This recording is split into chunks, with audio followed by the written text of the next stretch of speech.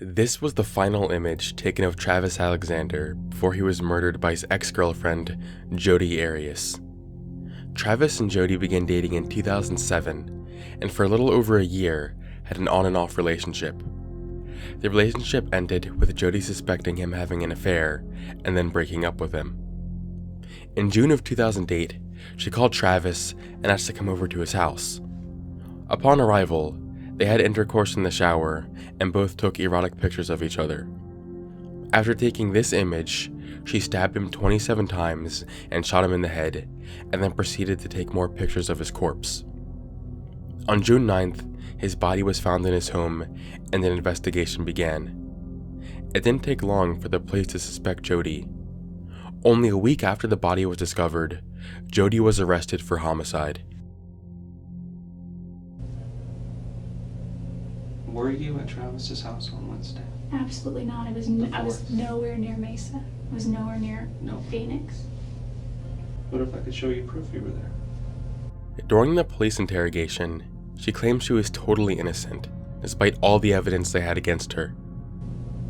Your blood is in the house, mixed with his. Mixed. Not alongside, but mixed.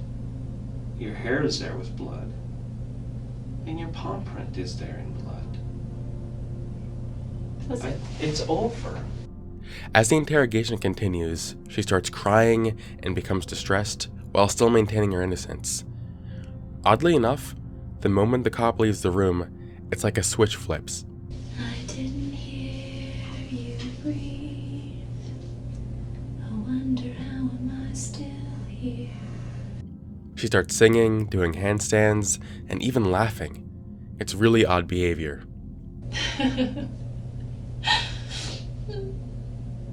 As the trial went on, and it became evident that she was at Travis's home the day he was murdered, she changed up her story to the media. Her new story was that, while she was at his house, 2 people wearing masks broke in, and she was able to escape, but Travis wasn't. I couldn't pick them out in a police lineup. So what happened? They came into his home and attacked us both. For some reason, she was really confident that people would believe a story this stupid. No jury is going to convict me. Why not? Because I'm innocent, and you can mark my words on that one. No jury will convict me. Obviously, no one bought that, so the story changed again. In court, she finally admitted that she did kill him, but said that it was in self-defense, and that Travis had abused her. Because, stabbing someone 27 times and putting a bullet through their brain totally is an excessive force. As you'd expect, she was found guilty and sentenced to life in prison.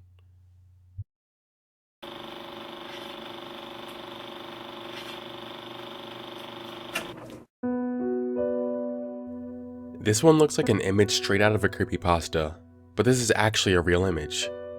Although not exactly a final image, I felt this deserved to be covered. In the late 1800s, there lived a wealthy family in France by the name of the Monniers. They were very well respected by everyone and known for their charity work. One day, Miss Monnier's daughter, Blanche, suddenly went missing without a trace. After a while, most people lost interest in what happened, and life continued on as usual. Blanche Monnier was missing for nearly 25 years before she was finally discovered. In 1901, the Attorney General of Paris received an anonymous letter describing details of things going on in the Monnier household. The police went to the Monnier residence to investigate and noticed a wretched odor coming from a room upstairs. What they found was a pitch-black room with an odor so bad they had to immediately break open one of the boarded-up windows. Once the room was lit with sunlight, they saw an emaciated woman chained to the bed, covered in scraps of food, excrement, and pests. She was immediately taken to the hospital, and her mother was put under arrest. 25 years prior to this, Blanche fell in love with a lower-class lawyer, which her mother didn't approve of. After Blanche refused to stay away from this man, her mother decided to lock her in a room to prevent her from seeing him. For 25 years, she had been locked in that room, tied to that bed, unable to get up to even go to the bathroom. I can't even imagine how torturous that must have been. The public outrage was so bad that an angry mob congregated outside the Monnier residence, resulting in Miss Monnier having a heart attack. What goes around comes around, I guess.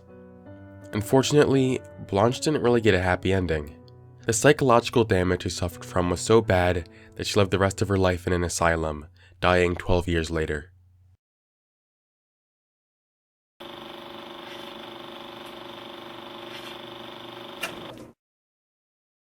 This was the final image taken of Regina K. Walters before she was murdered by the notorious serial killer Robert Ben Rhodes. Rhodes began his killings in the 70s, preying on hitchhikers and sex workers. Of all his victims, Regina is the most well known because of the disturbing images he took of her. Regina Walters was only 14 years old at the time of her death. Her and her boyfriend, Ricky Lee Jones, decided to run away from home together in Texas. While on the road, they decided to hitchhike, where they were picked up by Robert Rhodes. Rhodes first killed Ricky, but had much worse plans for Regina. The full details of what happened to Regina are unknown, but before killing her, he brought her out to an old barn and took a series of pictures of her. He cut her hair and made her wear a black dress and heels for the later photos.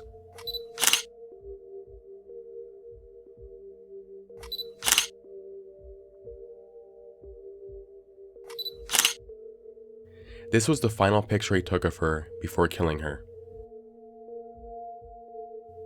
On April 1st, 1990, Rhodes was pulled over by an officer on the highway who discovered a woman handcuffed and screaming inside the car. He was arrested and is now serving life in prison.